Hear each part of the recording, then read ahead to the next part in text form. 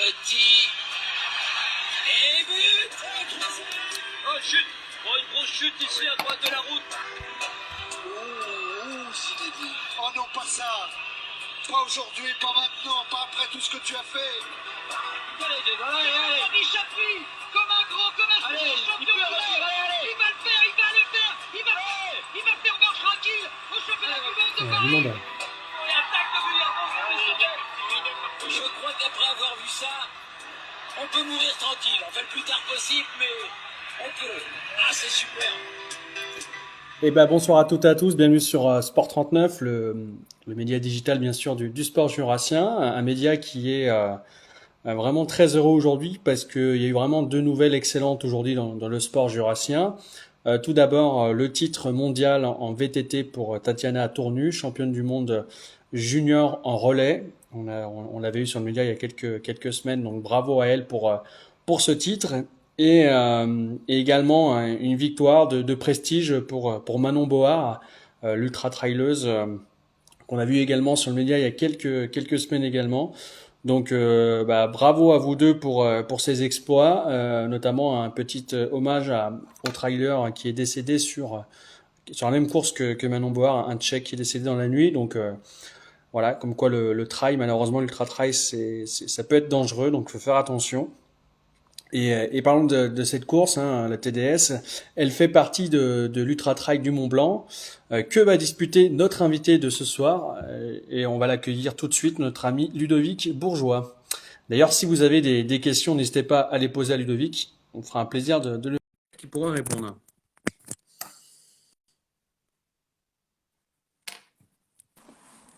Bonsoir Ludovic, est-ce que tu m'entends? Ouais, je t'entends. C'est tout bon? C'est tout bon. C'est parfait. Merci d'avoir accepté l'invitation à 2 jours du départ de l'UTMB. C'est vrai que ça arrive dans 48 heures. Tu seras parti, si je dis pas de bêtises. Est-ce que pour commencer, tu peux te présenter un petit peu, Ludovic, ton âge, d'où tu viens, qu'est-ce que tu fais un petit peu dans la vie en dehors du trail? Du coup, Ludo Bourgeois, j'ai 37 ans. Je suis originaire de Mout. Et maintenant, j'ai traversé la frontière entre le Doubs et le Jura. Maintenant, j'habite à Bois d'Amont. Donc voilà, et je suis entraîneur de ski de fond du comité de ski du massif jurassien. Donc voilà. On va dire la frontière, elle est assez courte entre Mout et le Haut-Jura quand même. Je pense que c'était pas un gros voyage et tu connaissais d'ailleurs très bien le coin, quoi. Oui, ça va. Bon, on est à 2 jours du départ, Ludovic. On va essayer de faire une vidéo un petit peu pas trop longue pour pas trop t'embêter. À 2 jours du départ, l'UTMB, plus de 170 km, 10 000 de dénivelé. Voilà, je pense que tu dois compter un petit peu les minutes avant le départ. C'est quoi un petit peu l'état d'esprit? Ouais, c'est pas les jours les plus faciles en fait, parce qu'on est partagé entre aller courir, ce qu'on a l'habitude de faire, et puis se reposer. Donc ouais, faut tuer le temps, mais mine de rien, c'est beaucoup de préparation là. Aujourd'hui, je pensais pouvoir me poser un peu, mais il y a pas mal de préparation sur les ravitaillements, le matériel obligatoire, sur voilà, la gestion de l'assistance qui est importante, et du coup, ouais, c'est bien, ça occupe au moins, ça évite de tourner en rond. Donc voilà, après moi j'ai fait le choix de pas du tout d'aller à Chamonix le plus tard possible.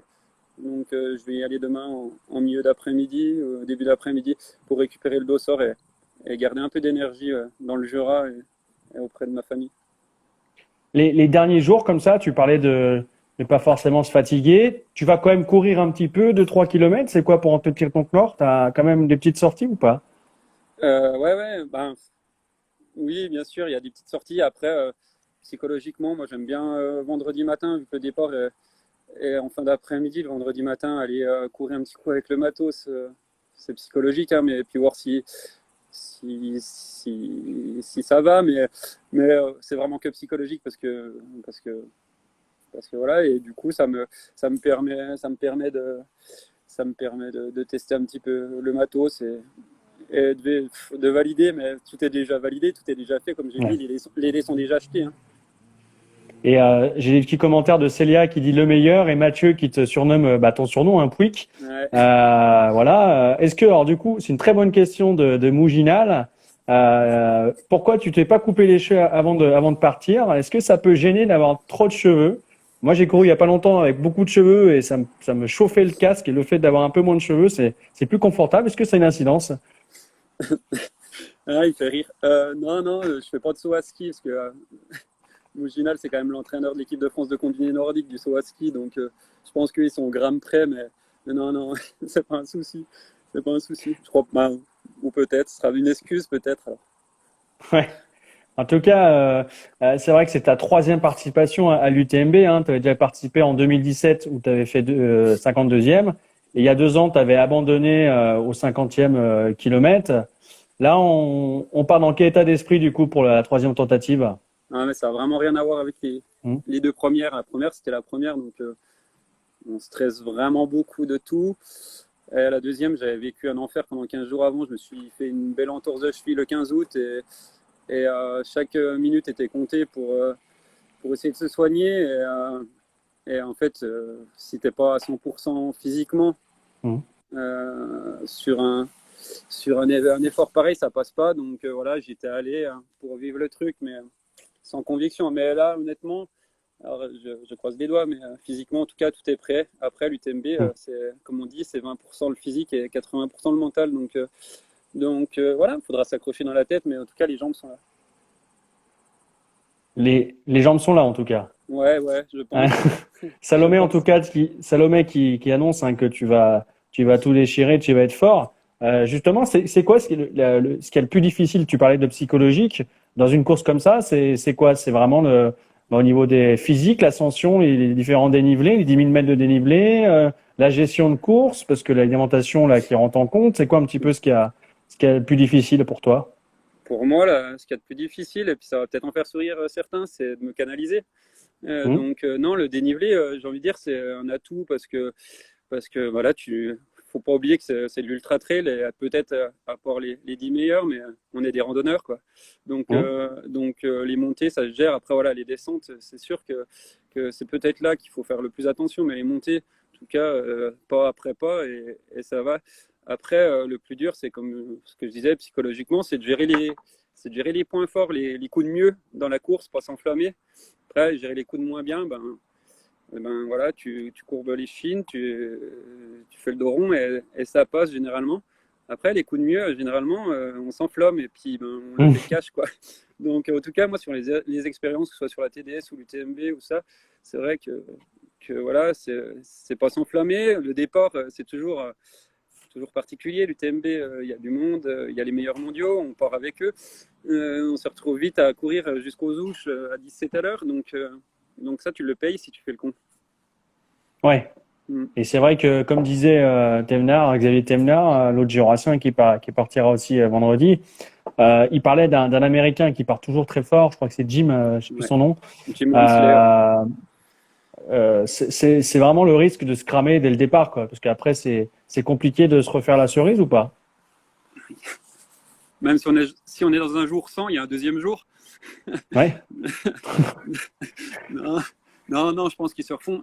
Je sais pas, en tout cas, je vais pas essayer de partir avec lui. Je pense pas trahir un secret de course. Non, ouais, après, chacun sa stratégie. Après, moi, ma stratégie, souvent, et puis c'est pas une honte parce que je pense qu'elles sont meilleures que nous au niveau de gestion des courses et puis elles font un peu moins. Le terme est peut-être pas bon, un peu moins les jackies que nous, mais on a la chance aussi, il y a les meilleurs mondiaux, mais on parle pas des filles, il y a les meilleurs mondiaux qui sont là aussi. Donc voilà, moi les meilleures courses que j'ai fait au final sur Ultra, que ce soit à Montreux l'année dernière ou quoi, c'est quand j'ai pu caler un peu le rythme, en tout cas sur les 10 premières heures sur des élites filles, parce que voilà, elles font l'effort au bon. En tout cas, ça m'apprend beaucoup dans les descentes et les ravitaillements, tout ça. Donc voilà. C'est peut-être un manque d'ambition, mais non, vous inquiétez pas, des filles, je pense que dans le top 20, il n'y en aura plus d'une. Donc, à l'arrivée, c'est ce que j'allais dire. Si tu arrives à accrocher les premières féminines, c'est déjà une sacrée performance. On en rigole souvent avec les copains, mais honnêtement, en 2017, j'ai fait podium femme non, c'est pas, c'est anecdotique, mais non, c'est vraiment, vraiment bien. Et puis Manon, aujourd'hui, ce qu'elle fait, j'en discutais avec mon épouse il y a quelques minutes, en tout cas, c'est mon niveau, sans voire meilleur que moi. Donc voilà, je vais pas gagner. Je vais peut-être décevoir les jeunes du comité qui regardent la vidéo, mais je vais pas gagner. Mais en tout cas, Voilà. La victoire, ça sera déjà terminé déjà, hein, parce que comme ouais, bien sûr. il y a quand même beaucoup d'abandon hein, quand même sur ce genre d'épreuve. Oui, Hein. bien sûr. Mais ça, c'est un petit peu la réponse facile de l'ultra trailer. Au fond de nous, oui, c'est une belle victoire d'aller au bout. Et puis je le dis. Après, voilà, au fond de nous, on a tous un petit peu un objectif, je pense. Bon, avant de basculer sur la préparation, tout à l'heure on parlait de descente. Je l'ai dit en introduction, un décès d'un trailer tchèque ce matin dans cette descente après le passeur du Pralognan. Toi, tu l'as déjà emprunté ce parcours. Ouais. C'est vraiment dangereux. Enfin, c'est difficile, c'est dangereux, quoi. Ça reste du trail, mais ouais, c'est dangereux. Ouais. Alors moi, je l'avais fait. Du coup, à la TDS, on avait fait, on partait. C'était pas les mêmes horaires, donc moi, je l'avais passé de jour. Ok. Et en fait, ça intervient déjà au bout de 60 km de course de mémoire. Ouais, c'est ça. Et c'est un endroit qui est engagé. Et ouais, c'est sûr que quand tu passes, moi je m'étais fait cette réflexion en 2015, je crois que j'avais fait la TDS. Quand tu fais la réflexion, je m'étais dit, ouais, c'est pas là qu'il faut glisser, quoi. Donc non, et après, c'est pas du tout. Après, de mémoire, et moi j'étais pas, et je juge pas, et déjà, j'étais bien triste d'apprendre cette nouvelle ce matin. Mais l'organisation met tout en place à cet endroit-là. Moi, encore une fois, j'étais passé de jour, donc c'est différent.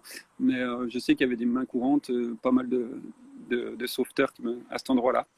Donc, ça ne te refroidit pas avant de partir? Non, mais on est au courant, nous, un peu ce genre d'accident. On est au courant.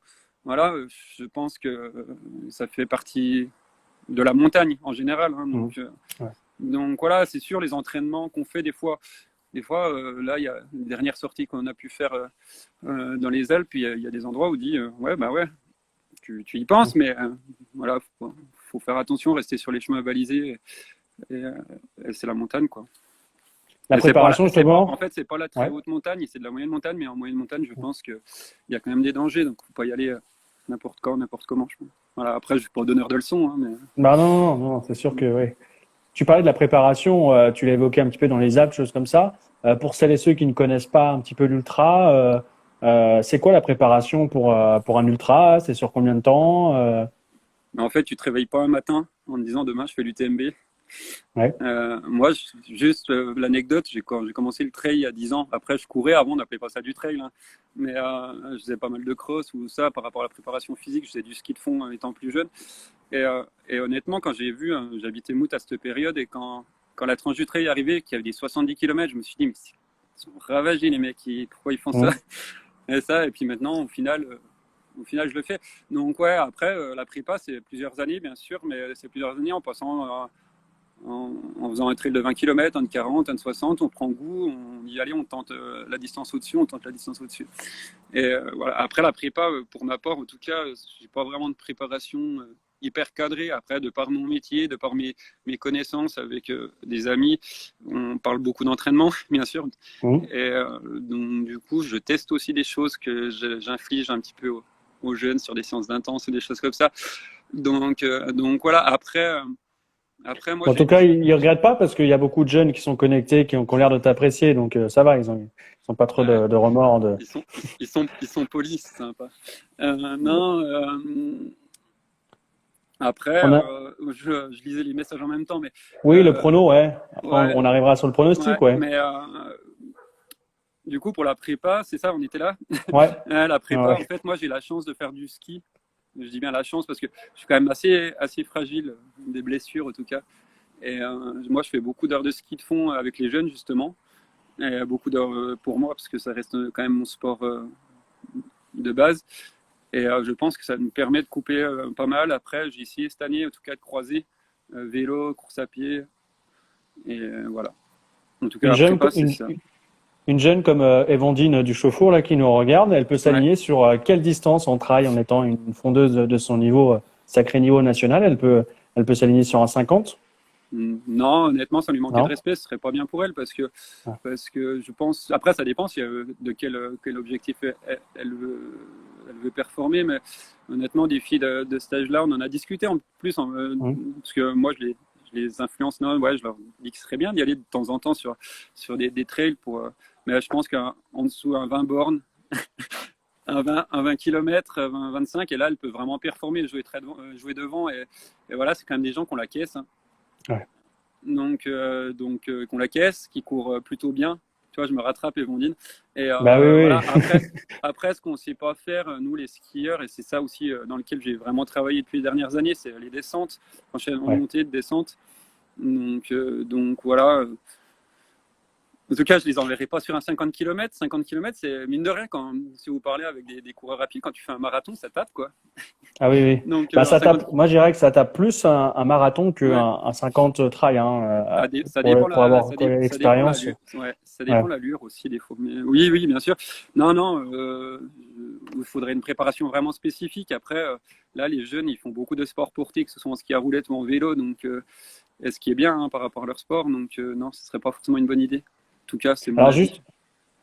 juste avant d'enchaîner sur les objectifs, parce que c'est vrai qu'en ayant fait 52e en 2017, on peut prétendre quand même à essayer de se rapprocher de ce résultat-là. Je voulais juste faire un petit focus sur trois Jurassiens qui sont partis eux, depuis lundi sur l'UTMB. Ils disputent la course, s'appelle, alors si je dis pas de bêtises, c'est 300 km la PTL sur 300, plus de 300 km avec plus de 30 000 mètres de dénivelé.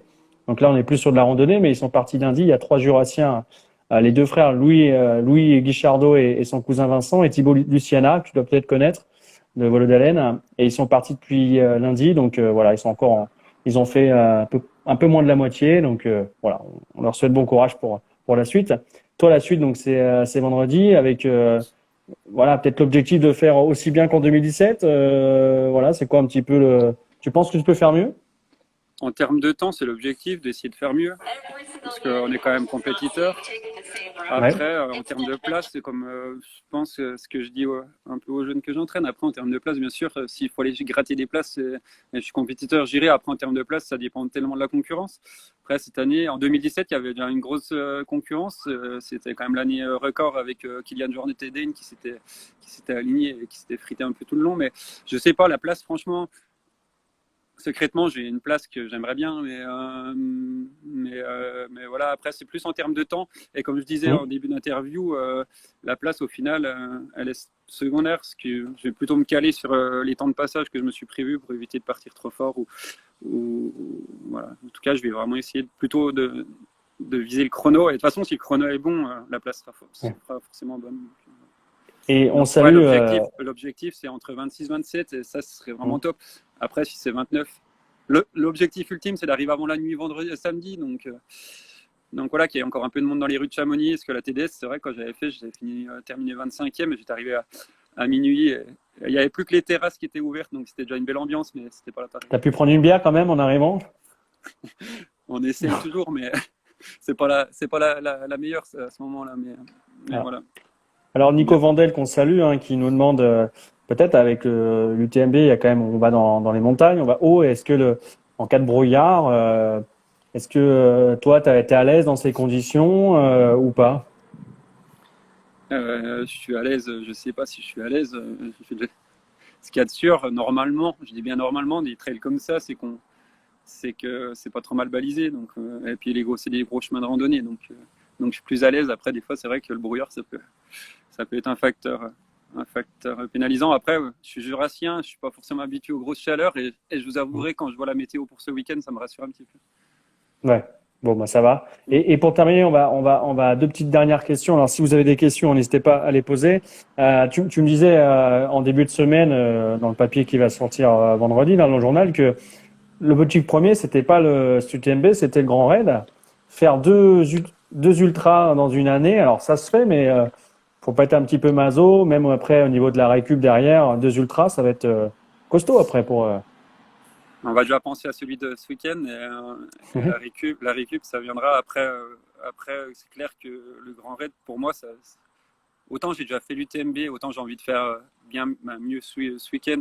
Autant le Grand Raid, c'est quelque chose qui me trotte dans la tête depuis un moment. Et puis à force de repousser, c'est vrai que cette année, grâce aussi un peu à l'aide de Lucie et d'Ulbo, j'ai pu avoir un dossard, donc j'ai pas du tout réfléchi à la récup. Non, puis voilà, après, comme je le dis, c'est 20% de physique et le reste dans la tête. Donc même si je suis 18 ou 15% du physique, on verra. On verra, mais honnêtement, on va déjà faire ce week-end. Et si à la fin du week-end, il n'y a pas de grosses blessures, on fera ce qu'il faut pour récupérer. Et j'irai voir mes ostéos préférés sur le Haut-Jura et ils feront le boulot. Ouais, ils vont faire le boulot. En tout cas, on te souhaite bon courage pour vendredi. Moi, je me dis, il va faire l'UTMB, il va faire le Grand Raid. Après avoir fait ça, il y a quoi comme autre défi un peu fou qu'on peut se donner, hein, parce que c'est quand même 2 épreuves mythiques en ultra. T'es allé ailleurs, en Asie, non? C'est quoi?